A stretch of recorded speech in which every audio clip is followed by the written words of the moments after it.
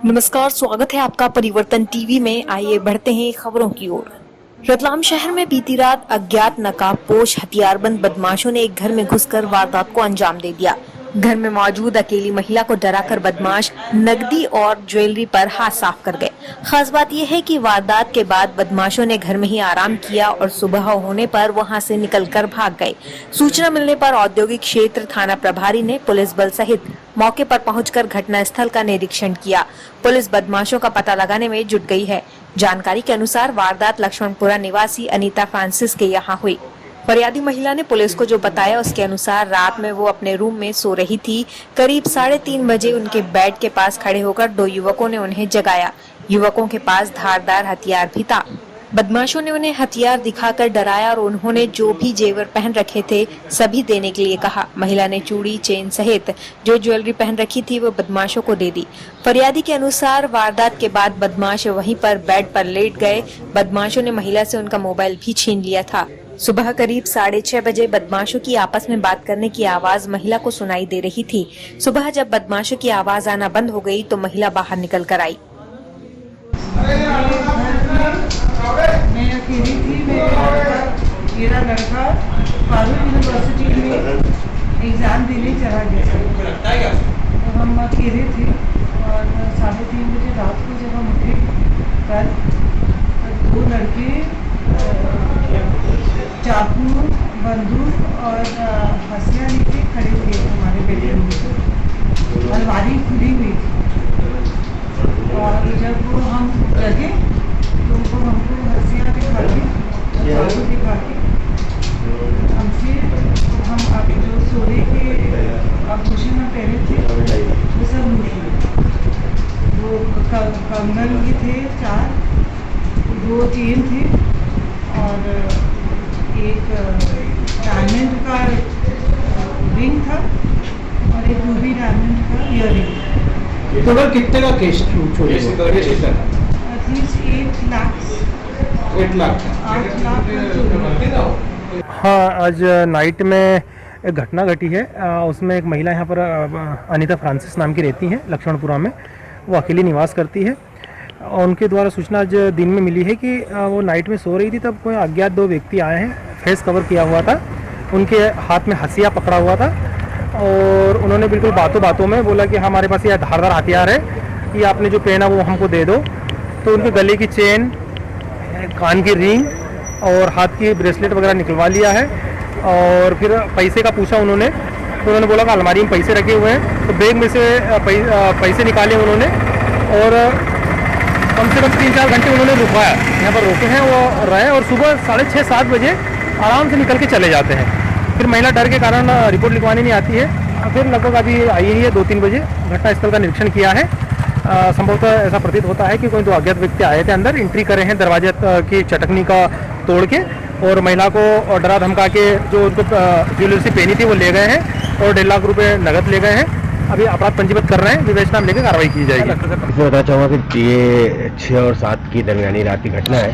मतलब कल रात में यहाँ कुछ नकाबपोश लोग आए हैं। यहाँ एक लेडी अकेले रहती हैं, उनका घर है। उनका कहना है कि दरवाजे में जो कि जाली लगी हुई है उसको उसके पास से काट के खोला है दरवाज़ा अंदर से, और वो अकेली थी। इसका फ़ायदा उठा के लोगों ने इनको धमका के इनके पास जो भी ज्वेलरी और कैश था वो ले गए हैं। अभी तक की पूछताछ में ऐसा तथ्य सामने आया है कि लगभग कम से कम 3 लोग ऐसे थे जो घर के अंदर प्रवेश किए थे, और बाकी लोग होंगे भी तो बाहर होंगे। तो इनके पास से जो उनके पुराने ऑर्नामेंट्स थे और कैश वो लेके गए हैं। मामला काफ़ी गंभीर है, क्योंकि बुजुर्ग महिला अकेले घर में रहती है और इस तरह घटना घटित हुई है। इसमें हम लोग स्पॉट विजिट किए। कल इसमें फॉरेंसिक आदि टीमें भी आई हैं और हम लोग पूरा प्रयासरत हैं कि जल्दी इसको गिरफ्तार करेंगे, आरोपी जो भी हैं। तो कुछ घर में काम भी चल रहा था उन लोगों से? हाँ, इसमें हम लोग तथ्य कलेक्ट कर रहे हैं। इनके यहाँ करीब बता रहे सप्ताह भर या 10 दिन से यहाँ पर पेड़ों कटाई का काम चल रहा है। कुछ लेबर भी आते हैं और हर दिन का कहना है कि लेबर बदल के आते हैं। तो इसमें जो भी लोग क्लू हैं उस सब पे डेवलप कर रहे हैं हम लोग। अभी हमारे पास कोई ऐसे एविडेंस तो नहीं है हम किसी को कह सकें, लेकिन ज़रूर पुलिस कलेक्ट कर रही है और थाना प्रभारी सभी लोग यहाँ आए हैं और हम लोग जल्द इसको निकालेंगे।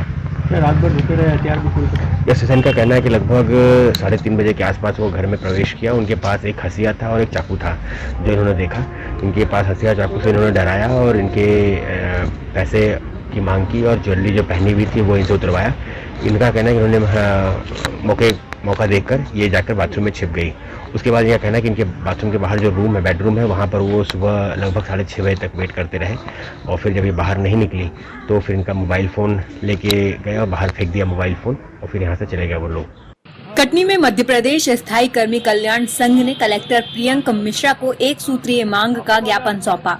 इस दौरान जिला अध्यक्ष वीरभान पंथी, उपाध्यक्ष भागीरथ तिवारी, बबलू चौधरी, प्रतिभा आरख, जोहन्ना मिंज, यशोदा बर्मन आदि की उपस्थिति में ज्ञापन सौंपा गया। इस दौरान कर्मचारियों ने नियमितीकरण की मांग रखी। अभी पदोन्नति पर संयुक्त अहर्ता 3, नियम 2013 के नियम 7 और वर्णित समूह 6 में 25 से 30 वर्ष की सेवाएं व 10वीं एवं 12वीं की उत्तीर्ण स्थायी कर्मियों को चतुर्थ श्रेणी में नियमित किया जाएगा, जिसके लिए जिला स्तर पर कमेटी गठित की जानी थी, जिसमें संभागीय आयुक्त, अध्यक्ष व जिला कलेक्टर सदस्य के रूप में होंगे।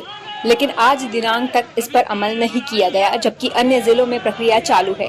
संघ ने मांग रखी है कि कटनी जिले के समस्त स्थायी कर्मियों को रिक्त चतुर्थ श्रेणी के पदों पर वरिष्ठता के आधार पर नियमित किया जाए, ताकि समस्त स्थायी कर्मियों की आर्थिक स्थिति में सुधार हो सके। क्या मांग है आपकी? हम लोग की मांग सर ये है कि 2016 में हम लोग को विनियमित किया गया था और साथ में ये नियम भी था कि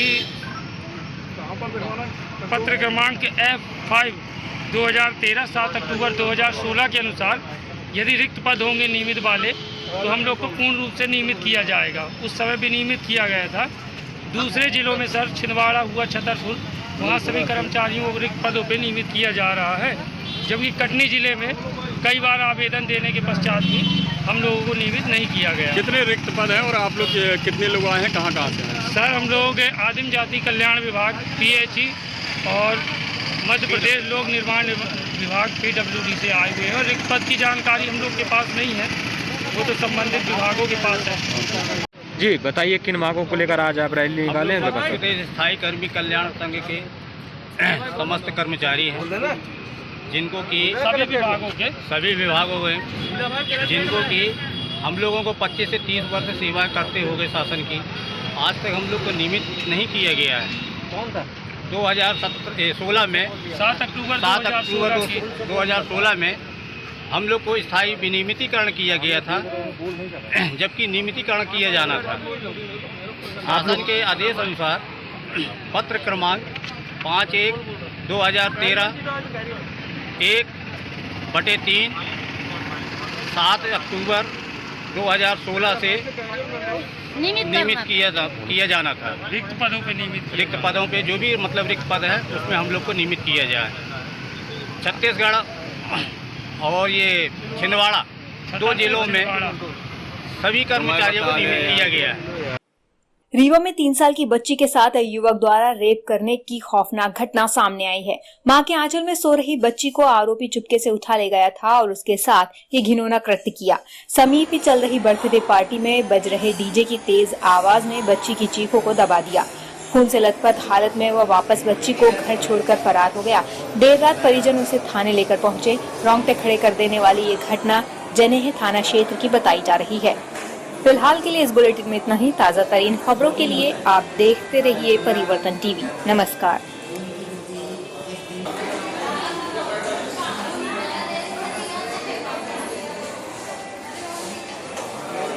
जनेह थाने को रात्रि में 2-2:30 बजे के आसपास सूचना आई थी कि एक बच्ची है, उसकी माँ उसको लेकर आई थी, परिवार के लोग आए थे, तो उसके पड़ोसी ने उसके साथ में रात्रि 11 बजे के आसपास में जब उसकी माँ सो रही थी तो उसके साथ बदमाशी की। उसकी माँ जब सो रही थी तो थोड़ी देर बाद बच्ची की कुछ आवाज़ आ रही थी। माँ ने देखा बच्ची नहीं है, इधर उधर देखने का प्रयास किया, बच्ची नहीं दिखी। थोड़ी देर बाद आरोपी बच्ची को माँ के ऊपर ही लिटा के चला गया था। माँ को कुछ एहसास हुआ तो उसने चेक किया तो देखा कि बच्ची को ब्लीडिंग हो रही है। उसके बाद उसने पहले शंकरगढ़ गए वो लोग, शंकरगढ़ अस्पताल वालों ने बताया कि आप पहले थाने में रिपोर्ट कराएं और उसके बाद कार्रवाई होगी इसमें।